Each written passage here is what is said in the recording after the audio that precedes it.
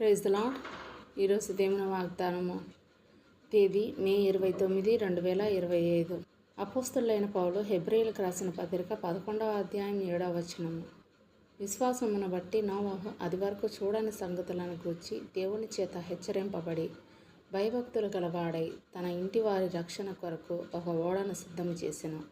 అందువలన అతడు లోకము మీద నేరస్థాపన చేసి విశ్వాసమును బట్టి కలుగు నీతికి వారసుడాయెను. ఆమేన్. విశ్వాసం అంటే కంటికి కనిపించనివి ఉన్నాయి అని నమ్మడమే. మనకైతే అన్ని సందేహాలే. అనుమానం ముందు పుట్టి తర్వాత మనం పుట్టినట్టు ఉంటుంది మన పరిస్థితి.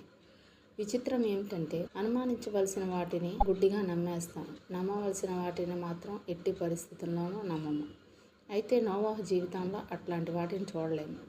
నోవహు అప్పటి వరకు తన జీవితంలో భూమి మీద ఒక్క వర్షపు చినుకు పడడం చూడలేదు. అయితే దేవుడు అంటున్నాడు, ఏకరీతిగా 40 రాత్రులు 40 పగళ్ళు ఆకాశం నుండి వర్షం కురుస్తుందని. కానీ నోవహు అది ఎట్లా సాధ్యమని దేవుని ప్రశ్నించలేదు. ఓడను సిద్ధం చేసుకో అని కొలతలు కూడా దేవుడిచ్చేశాడు. అయితే నోవహు ఆ ఓడను నిర్మించడానికి నాకు అంత డబ్బెక్కడిది అని దేవుణ్ణి ప్రశ్నించలేదు. తన పని తాను చేసుకుంటాడని దేవుని యందే విశ్వాసం ఇచ్చాడు. కాబట్టే జలప్రళయం తర్వాత యావత్ భూమి నోవహు సొంతమైంది.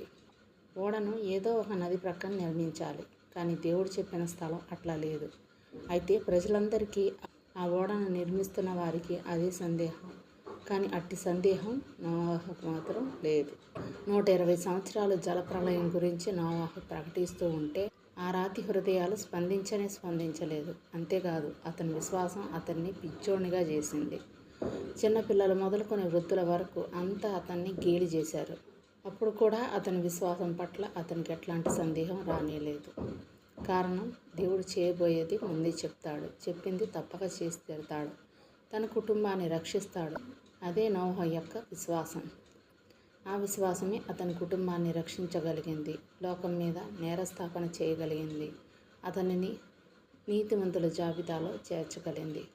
ఒక్క మాట, నోవహు విశ్వాసం తన కుటుంబాన్ని రక్షించగలిగింది. మన విశ్వాసం కనీసం మనల్ని కూడా రక్షించగలుగుతుందా? అవిశ్వాసులుగానే ఉంటూ ఆశీర్వాదాలు అనుభవించలేకపోతున్నామా? వద్దు. ప్రతి పరిస్థితి యందు ఆయనపైనే పూర్తిగా ఆధారపడదాం. ఆశీర్వాదాలను అనుభవిద్దాం.